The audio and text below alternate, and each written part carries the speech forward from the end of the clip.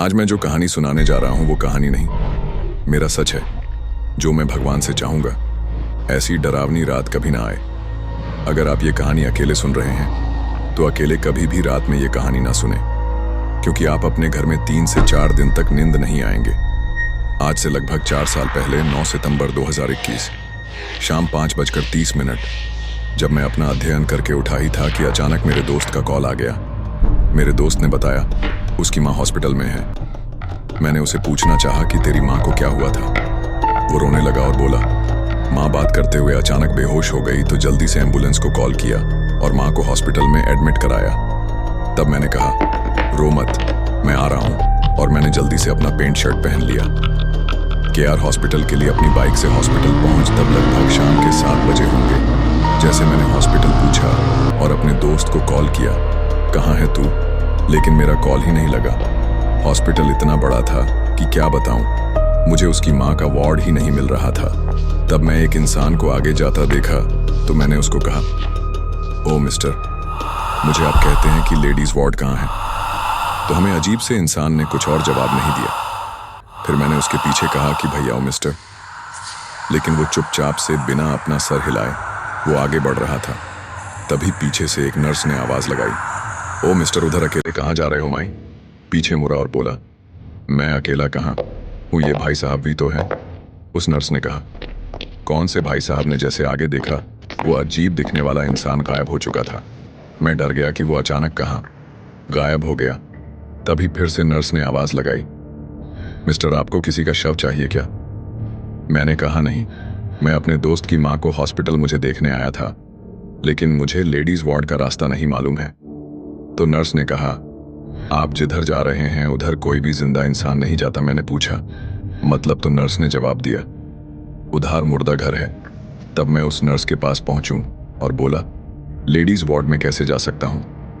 तो नर्स ने बताया, आगे से सही सही टर्न लेना है और फिर सीधे जाने पर दिख जाएगा। तो माई नर्स को धन्यवाद बोलकर चला गया और मैं लेडीज वार्ड में पहुंच गया। तो वहां देखा तो मेरा दोस्त वहां डॉक्टर से पूछ रहा था कि उसकी माँ को क्या हुआ है, वो कब तक ठीक हो जाएगी। डॉक्टर ने कहा, ये सब तो कल पता चलेगा, क्योंकि सारे टेस्ट सुबह मुझे हाई होते हैं। मैं वहां पहुंचा और उसको दिलासा दिया कि भाई टेंशन मत ले, सब ठीक हो जाएगा। तभी मेरे दोस्त ने कहा, भाई तू यहाँ पे रह, मैं घर से पैसे लेकर आता हूँ। तो मैंने कहा, ठीक है, दर्द से जाना, और मैं वहां रुक गया। जैसे ही रात के 8 बजे वहां के नर्स ने कहा, कृपा आप बाहर जाएंगे, क्योंकि ये लेडीज वार्ड है, रात में कोई भी पुरुष नहीं रह सकता है। और मुझे वार्ड से बाहर कर दिया गया। तो माई बाहर जाकर बैठ गया। तभी अचानक एक मरीज मेरे पास आया और बोला, भाई साहब मुझे थोड़ा पुरुष वार्ड में पूछिए। तो मैंने बोला, ठीक है, चलो उसको। जैसे ही मैं उसे उठकर जाने लगा, अचानक मेरी रूह कपकपा गई। अचानक मुझे डर लगने लगा, और उसके बाद जैसे ही मैं उसको वार्ड के पास ले गया, अचानक ऐसा लगा जैसे कोई हमारे पीछे से हंस रहा है। जैसा ही पीछे के साइड एचएम लोगों ने देखा, वहां पे कोई भी नहीं था। जैसा ही मैं आगे मुड़ा, वो पेशेंट अपने आप आगे जाकर एक रूम में चला गया। उसे देखने गया कि वो ठीक है कि नहीं। जैसा ही था मैं उस रूम में गया, वो रूम कोई आम रूम नहीं था, वो रूम मुर्दा घर था। अचानक मेरे जाने के बाद रूम का दरवाजा बंद हो गया। मुझे बहुत ज्यादा डर लग रहा था। जैसा ही मैं दरवाजा को अपना हाथों से पिटने लगा, तभी ऐसा लगा जैसा कोई पीछे से मुझे कोई खींच रहा है। जैसा ही हाय माय पीछे मुड़ा, कोई नहीं था। जब मैं ध्यान से आगे देखा, एक शव की आंखें अचानक खुल गईं और वो मुझे घूरने लगी। मैं डर गया। तभी अचानक वहां की लाइट चली गई। मैं बहुत ही ज्यादा डर गया और जल्दी से मैं अपने मोबाइल फोन की फ्लैशलाइट ऑन किया।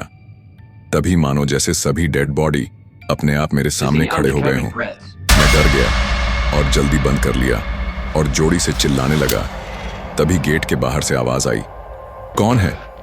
तो मैं चिल्लाया, गेट खोलो। एवी गेट खुलने ही वाला था कि ऐसा लग रहा है वह मानो मेरे पास कोई जल्दी हुए मेरे पास आ रहा था। एक डेड बॉडी जमीन से धीरे धीरे मेरे पास आ रहा था, और जैसे ही मेरे पास पहुंचने वाला था कि मैंने अपनी आंखों को बंद कर दिया। तभी वार्ड बॉय ने गेट खोला और पूछा, आप इस रूम में क्या कर रहे हैं? मैं बोला, मैंने एक मरीज को अंदर देखा रहा है तो मैं उसके पीछे आ गया। तब वार्ड बॉय ने बोला, यहाँ पे कोई नहीं आता, यहाँ रात में कभी मत आना, यहाँ की डेड बॉडी रात में जिंदा हो जाती है वहाँ पर भूल कर भी अकेले मत जाना। तब मैं वहाँ से जल्दी भागा और अस्पताल के सामने पहुँच गया और तभी मेरे मोबाइल का नेटवर्क भी आ गया। तभी एक नंबर से केवल फ़ोन पर कॉल आया कि मेरा दोस्त मुझको अस्पताल के पास के ग्राउंड के पास बुला रहा है। जैसे ही मैं वहाँ पहुँच सका, हमें ग्राउंड के पास कोई भी नहीं था। फिर जैसे ही मुझे नंबर प्रति कॉल किया, कोई भी प्रतिक्रिया नहीं आ रहा था। तभी अचानक एक इंसान चादर से अपना मुंह को ढककर आया और बोला, आपका दोस्त आगे जंगल के पास है। मैंने बोला, लेकिन उसने फ़ोन पे बताया वो ग्राउंड के पास है। फिर उस इंसान ने कहा, वो शायद गलती से बोल दिया होगा। फिर मैंने टाइम देखा, 11 बजे रहे द टैब माइक। अपने फ़ोन को पॉकेट में रखा और जंगल के पास चादर ओढ़े हुए इंसान के साथ चला गया। जैसे जंगल के पास पहुंच गया, वहाँ पे एक कब्रिस्तान था। जैसा कि मैं वहाँ पहुंच गया, वहाँ का इलाका बहुत खींचा था। थोड़ी देर चलने के बाद मैंने उस आदमी से पूछा, भाई साहब, मेरा दोस्त कहाँ है? उसने कुछ भी जवाब नहीं दिया। फिर से मैंने पूछा, हम्मा कहाँ जा रहा है? तभी मेरे फ़ोन पर मेरे दोस्त का कॉल आ गया और उसने बोला, तू कहाँ है? मैंने बोला, तुमने ही तो बगल के जंगल में बुलाया था। तब मेरे दोस्त ने कहा, पागल है, मैं माँ के पास हूँ हॉस्पिटल में। ये सुनकर माई बहुत ज्यादा डर गया। तब भी जो चादर ओढ़ा हुआ इंसान था वो भी गायब हो चुका था। वहां पर भेड़िया के चिल्लाने और कुत्तों की रोने की आवाज आ रही थी। माई डर गया और मैं उस जगह से भागने लगा। हॉस्पिटल की तरफ ऐसा लग रहा था मानो एक भूत कब्रिस्तान से उठकर मेरी तरफ आ रहा है। उसका बॉडी बीच से 2 भागों में काटा हुआ था और वो सीधे नहीं देख पा रहा था क्योंकि उसका दोनों भाग आगे पीछे लटक रहा था। खून भी बहुत सारे गिर रहे थे।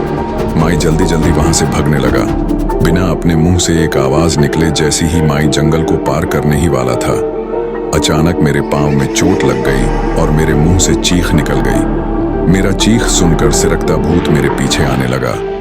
मेरे पांव से खून बहुत ज्यादा निकल रहा था, फिर भी माई वहां पर रुका नहीं। मैं दौड़ते दौड़ते रोड पे चला गया और सड़क पर घूमने लगा।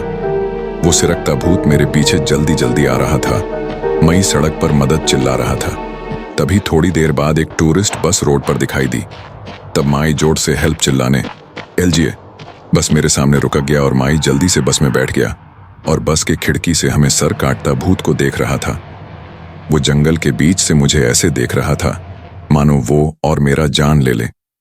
तब मैंने अपने से वादा किया, कोई काम पर जाए मैं इस जंगल और अस्पताल के पास कभी नहीं आऊंगा।